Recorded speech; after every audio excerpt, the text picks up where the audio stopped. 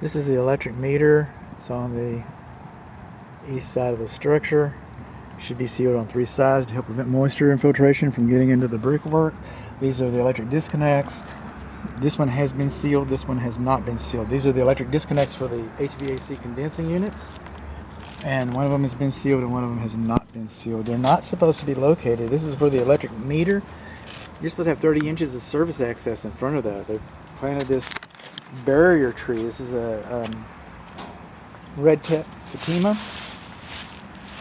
They grow fast, they grow rapid, they grow big. They're trees, kind of like and they're prone to diseases and they're kind of finicky, and most people use these plants were originally intended as barrier plants, so you grow them as your fence line and you'd have a big line of them or something like that. You wouldn't necessarily put them next to your house where their roots can get in and move stuff like that.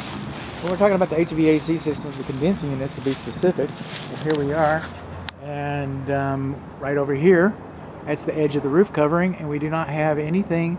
We do not have a rain diverter to keep water from coming down and splashing on this unit. This is the newer unit. This is the older unit. Neither one of the units are level, so the oil settles in the bottom of the compressors crooked and doesn't circulate as it should on startup. So take into consideration. This is the upstairs. We got exposed electric junctions right there, so kids can play with that. You don't want that. This unit's about 2 years old. This unit's about 20 years old. Engineered to last on paper about 14 years. Not last 35 years, I hope so. I hope it lasts 35 years, but you know, you should expect about 14 years out of it. So they've been around for 20. This one's been around for 2-3 years, and you expect a little more life out of it.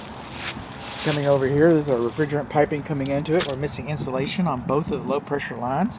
This is the proper insulation. This is not the proper insulation. It's improper insulation.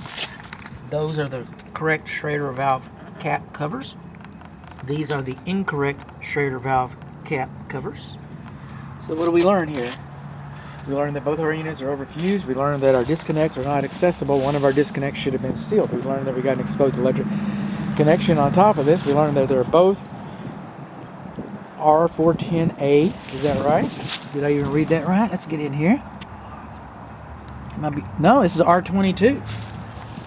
It's no longer manufactured in the United States, no longer legally imported in the United States. Yes, they do have stockpiles of it. They don't make any of these parts anymore. Servicing is going to be expensive. If you get a technician out here to service this unit, he's going to say, like, well, you know what, I can service this unit, but maybe just maybe you might want to think about budget for a replacement, because it's time. It's time, and it's going to be serviced more often, and the parts and the materials are going to be more expensive.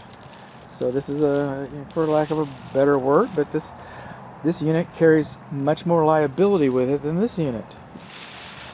This unit is R22A, excuse me, not 410A, R410A. It's a newer refrigerant, but that refrigerant, like the R22, has been decommissioned. They no longer manufacture it. They no longer import it. They no longer make compressors.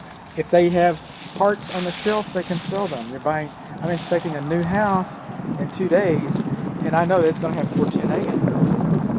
And they're still selling it. It's still legal to sell. I'm just telling you, what the political climate is on working with this type of equipment and working with that type of equipment. So is that one more critical than this one? Yes, of course it is. But considerations to be taken into both of them.